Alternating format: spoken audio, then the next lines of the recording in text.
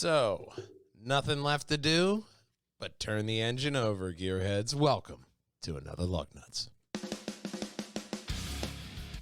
Recorded 27 November, right? November. I wrote October. I didn't say October. It's November. Mustang still dominant. Domino's and GM. The new Flying Bee. We're also going to talk about the new S60. That and more. Thank you for joining us.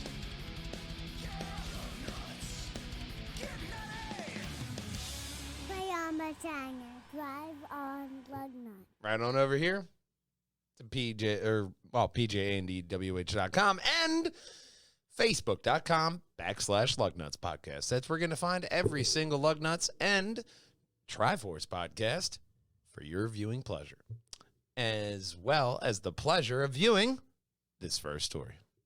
There it is, the all-new Ford Mustang 2024 GT. 450 horsepower from a naturally aspirated 5-liter V8.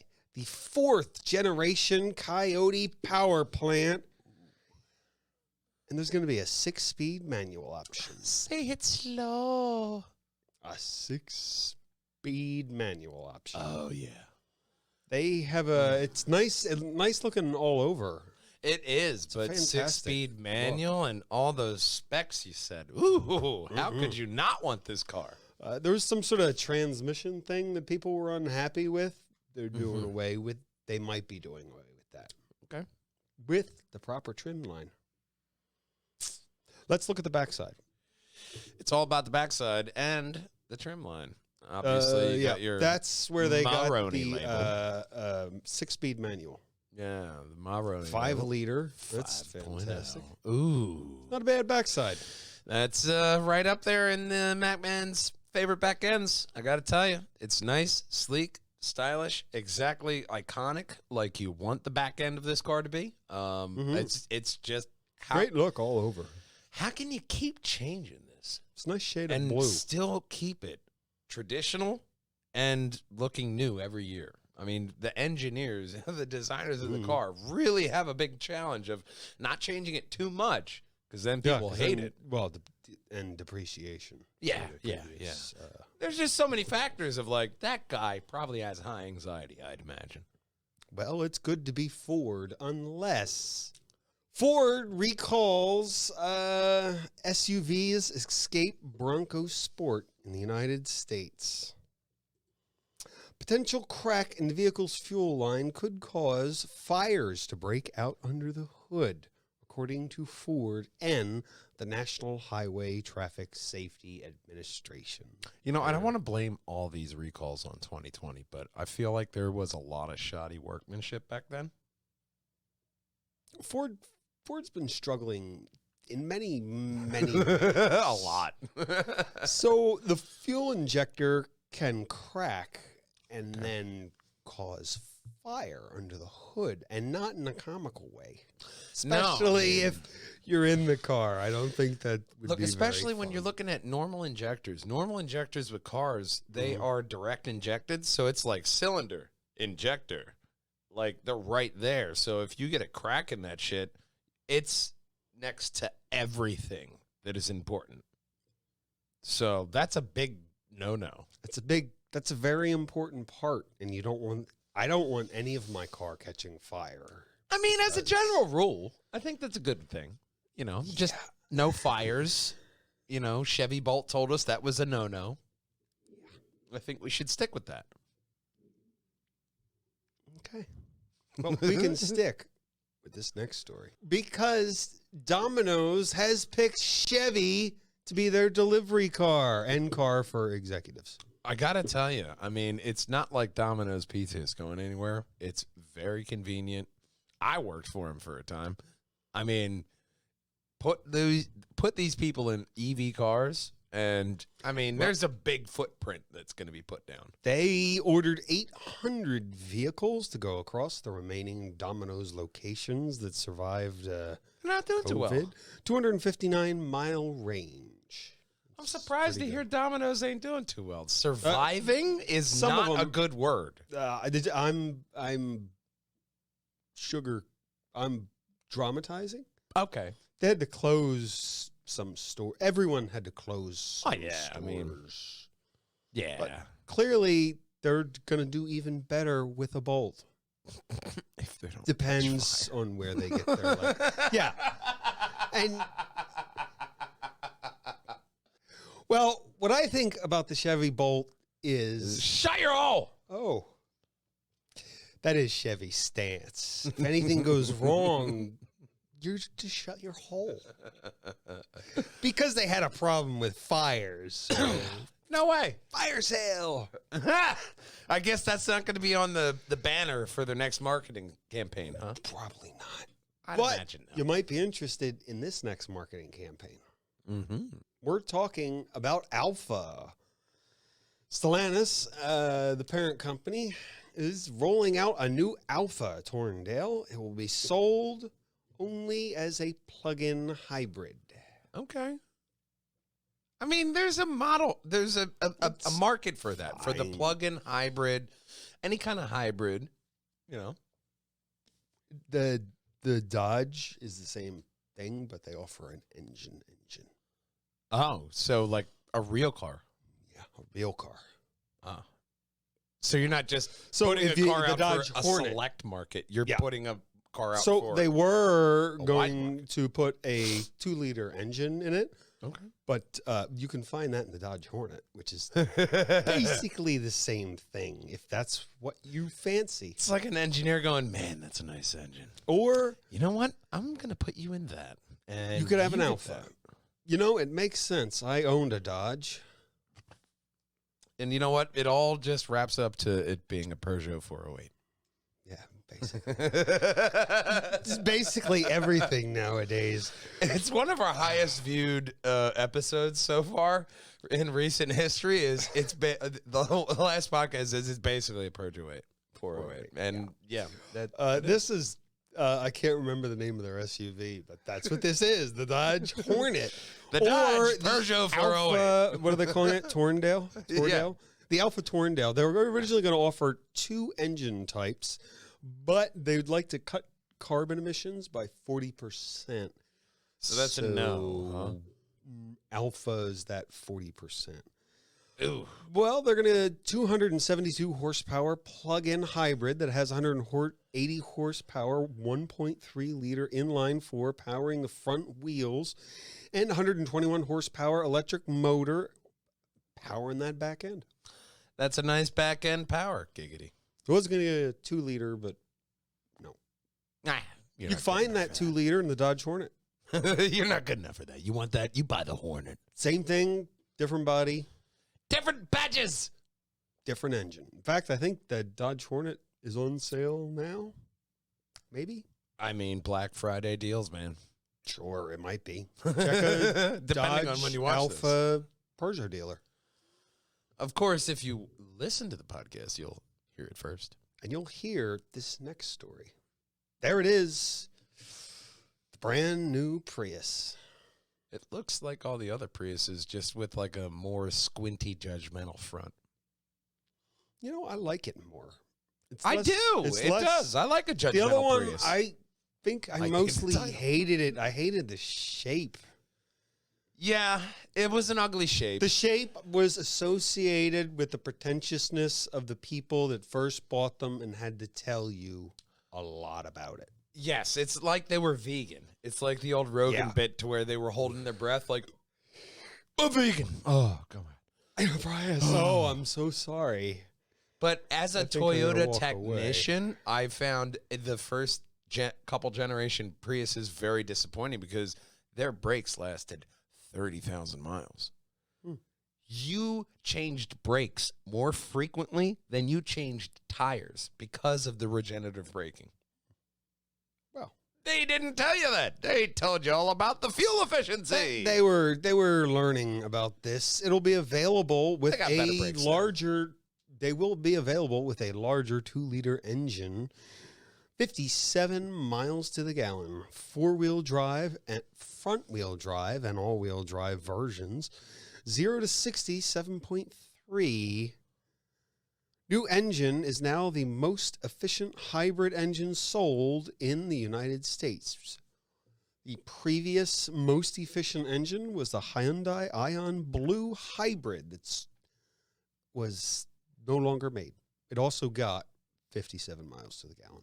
I feel like other cars probably got better than 57, I thought. Hybrid. Oh, hybrid. Okay. It's a special classification of hybrid, I imagine. But let's take a look at the other sides. Okay. There's the back well, end. That's not a bad back end. That's a really nice back end. That's a lot better than the first gen.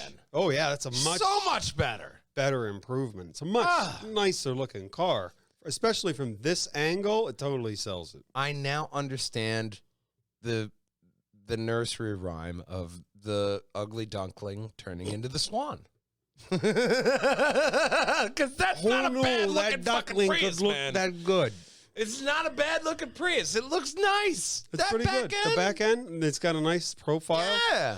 I mean, we're skeptical, obviously, but We were talking about new angles last week. It has the right kind of curvature. I on the think roof. you go up to that other one. I think it's just the angle of the photo. I think it'll look much better in person. I mean, light wise, everybody's doing the isn't- squinty LED That's- lights. yeah, that's- all that. But it has a nice big front windshield. Oh, yeah. And it looks like it has a nice bubble at the top, which gives you more cabin room while still having that low to the ground and all that kind of shit that the engineers want to have in there. You have that in this. And it's a nice option, I got to say. yeah, I think it's a bad camera angle. I think Oh, yeah. Is there another I think some cars, the inside looks like a Prius. It looks like a Prius. Looks like a Toyota. It has Looks never like a Toyota. changed. That's You know what they changed? good They stuff. added a screen here instead of dashboard and a tiny radio. It looks like I could wipe a one of those whiteboard things over the front of it and Oh, yeah. underneath that, so because you need to get a different one. The panoramic roof. Everybody's Panoramic. trying to... Oh yeah, that's they're fantastic. adding that roof in there to where... I mean, nobody ever cared about the passengers looking at the sky in the past. But it's a nice feature to have in a car to where your passenger can now, I don't know, stare at the sky like, hey, that looks like a turtle. It affects your mood as well. Oh, Yeah, a car so with much a more light sunroof. gets inside? Yeah, the more light. Yeah. as much Oh, yeah. It's definitely very beneficial. like this next news story. We're flying on to this next story. Here it is, the all-new Flying Bee. Bentley is redoing the Flying Bee mascot. I would have liked it better if they actually made it look like a bee. Like, It not looks like just a the bee. letter B, but like an actual, like, the insect, a bee, It and was, a bee. funny you should say that. It was created in the 1920s. The original ones didn't have it. 1920s, they created something like this and have an Art Deco in the 30s. They changed it. Now I'm sure they changed it more than that. I just stopped reading at that point. Man, I Find the gotta full tell article you, in Forbes. I'd like to see that lost 60s style to where this guy was just drinking Tim Well- Leary's Kool-Aid, and they were just like, look, Chuck, we have to let you go because this is not going to be on the car. Well, they love the Flying Bee, and it's got a fiber optic cable in there, cast from a single cool. piece of 316 grade stainless steel. That's awesome. With an austenanic crystalline structure that is tough yet capable of withstanding temperatures and corrosion resistant. I guess it goes up the shaft here, giggity, like the Enterprise, and then it goes up the front, and I guess that's like a I don't know. little- It's just a little light. I don't know where it is, but Well, I imagine it's that little dot. I right in think the it could front. be in the bottom, the base Oh, the there. base here? No, just illuminating. Oh, just it. the whole base. Okay. I Yeah, think that might they're be not it. going in the structure because if you look down, they'll show you how it's made. Oh, wow. They cast it the same way they cast anything anything. else. Yeah. Okay. Then they There's the dip it. Yeah. Dip it. Giggity. And if you ever wanted to know how they made one, That's it. Forbes is a great way to. They put a lot of work into it. They obviously. do. They really put a lot of thought in 'Cause their articles. If you can afford $1 million car to start, Yeah. you're not doing bad. I mean, if you're putting this kind of thought just into the hood ornament that barely anybody besides a car guy will even pay attention to. Yeah, they pay attention to how they change it. You're like, Oh, this one's not supposed to be on that one. It's 1919. Yeah, the Leno. Actually, they didn't change it until 1931. Yeah, the 30s didn't really have it the whole time. Yeah. Okay. Clearly, Midway through in October, they actually changed that toward the end of the year. Like, why do you know this? okay, because he's Jay Leno. Fair enough. The more you know. This is the all-new electric Jeep Wagoneer. I think it's a good look. It looks nice. With the lights there, that's a really good look for a SUV. Do you remember the last time they tried electric? They got like a ridiculous 5-mile range. Yeah. They've made up for it here with a 400-mile range on a single charge. You'd be working with 600 horsepower, all-wheel drive, 0 to 60, 3.5 seconds. Okay, but does it take a fortnight to fucking charge? You got 400 miles. It Takes a week. We'll be talking about this one more. It's a short article. They mention its aerodynamic and sleek grille with LED lights. Well, yeah, no, you see that here with the LED lights, and It's a slick looking. It just SUV. kind of looks like, little fingers dug into the front of it, and you got a little light illuminating it. It doesn't look bad. They have an all not a black bad look. kind of sleek You know, SUV. And honestly. they really nailed it this time with 400 miles. That's a reasonable amount of miles instead of like before when it was like 10. Yeah, I mean, look, when you're looking at EVs and mileage, it's really, I mean, there is going to be that market in the future. We're going to figure out the infrastructure, and these cars are going to have life with 400-mile range. Now, I'm interested as to the lifespan of the battery packs, because those things are not cheap. You know what I mean? The batteries are the biggest problem. It shouldn't be the amount of replacing the roof on your house. They're expensive. They're very expensive. I don't think it should be that. My suggestion, drive little and lease. You shouldn't just buy a new car like, well, the battery died. I guess I need a new car. If you need a new car, you might want to pick a car that David Letterman and Paul Newman himself would have liked. It's a good idea. Here it is, the Volvo S60. If you've ever said, wow, I didn't know Volvo could do that, you're probably looking at one of these. You know what? No, Or the what is it? The C30 or the C60? They're hatchback. that one is another rocket ship. Volvo. I looked at that. That was the first Volvo. I was like, hang on, you guys do that and pillows? Yeah, and it kind of hurts me every time I see an S60 going 20 miles an hour below the speed limit. I'm like, whoa. You have such potential. Squandered on speed minimums. The S60 employs a forced air induction turbocharged electric charged 312 horsepower 2-liter inline 4, the most power a Volvo has ever packed in an engine. This is combined to make a total of 455 horsepower, 523 torques. They're tapping on an electric battery with 14.9 kilowatt battery. Here's the thing. Forced air induction. That's the same thing as a turbo or a supercharger. It's literally what it does. Cram more air in there. Get it out. Yeah, but it sounds awesome. It's just taking it's taking the name. It's like, no, this isn't Sprite, it's Spot. But it's got a 0-60 time of 4.1 seconds. I'll allow it. Does the quarter mile in 12.5, 112. Whatever you got to do to sleep, man. That's fine. That's The fine. EV range is only 41 miles, but that's not bad. Now, as far as interiors, we get a lot of different looking interiors. It's a good looking interior. It's a Volvo style interior for the future. You have your center tablet there with your screen, right? And it's still very Volvo though. It says drive me in the very Norwegian climates. Wonderful. You know? Fantastic looking It interior. looks like it was built by people who worked at IKEA.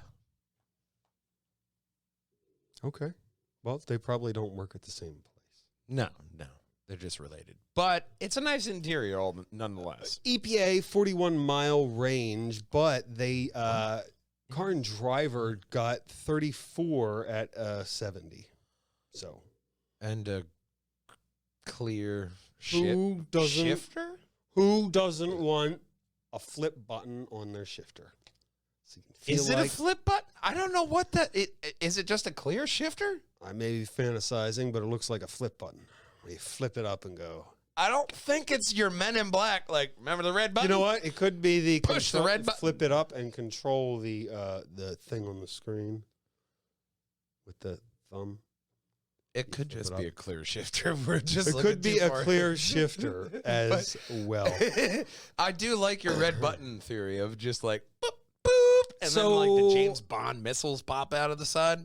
So isn't that the fantasy? I'm not allowed to have ordnance. You know, it's only a little thumb thing, but I pretend I'm blowing you up with a missile. Everyone does. And I just move the cursor across the screen. Pew pew pew pew. Yeah, and you make the pew pew sound. Yeah. They changed the tax credit laws, but this one is eligible for the full $7,500 tax credit.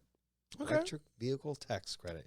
You can bump that off the starting price of $52,345. I mean, it definitely helps having that tax credit involved in it. Braking from 70 to 178 feet. From 100 to 359 feet.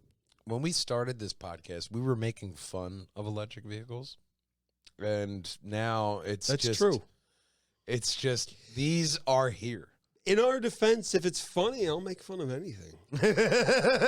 My point is the change in technology and how like we look at these vehicles and we criticize, but ultimately some of these features will actually pan out Seriously, in the fire. This looks like a really. Let's look at some of those. View all the photos. The gallery. Yeah.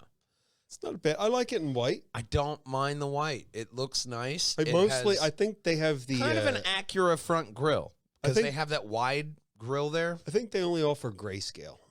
Oh yeah, no. And then you get. I don't blue. think it comes in red or blue. I mean, you'll usually see a gray, a black, a white, and accents, then like like. maybe a red.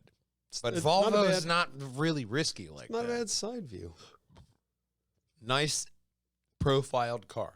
You know, it does not look bad from that side. Let's see what that back end looks like. They got the back end. Oh, right there. Looks very like Volvo. Looks, but nice. I can't say I don't like it. The lights are nice, I guess.